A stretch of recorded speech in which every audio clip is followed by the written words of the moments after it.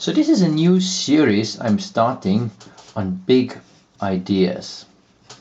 And the first big idea that I want to talk about is disruptive innovation. Disruptive innovation is a phenomenon that was first popularized by Clayton Christensen, a professor in Harvard. Now put yourselves into the shoes of a company that produces sailboats in the first half of the 19th century. At that point in time, a new technology starts to emerge and you start to have steamboats.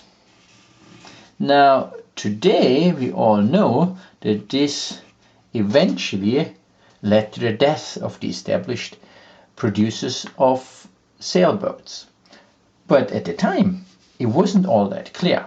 Now, if you were a company producing sailboats, your customers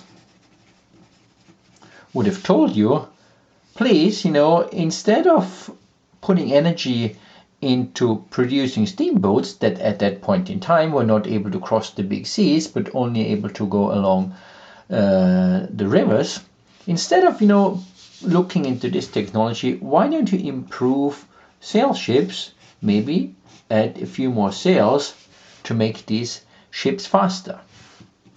Your investors would have also told you, we're investing money into you because we want you to make a return. Now there's much more return if you look at this big customer group, and we don't know what's happening with steamboats, because a problem with the new market like the one for steamboats is that the market size is unknown and there's no good way to estimate the size of these markets.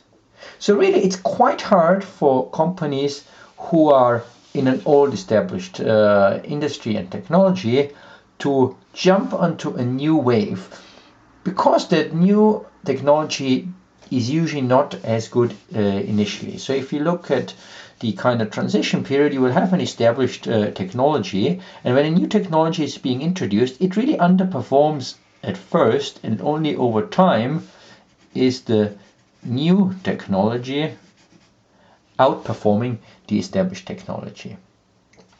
That's a real dilemma for the established companies, because obviously later on it's almost impossible to catch up. What they can do, Clayton Christensen suggests, is to establish new independent business units. So you got your main business unit here, and you establish small independent business units which are not located in the same place, which have different people leading them, which have different incentive systems. And these businesses over time, if you kind of fast forward, one of them might grow very big, others will fail and not do anything, and the original business is likely to also become smaller and maybe eventually be entirely unimportant.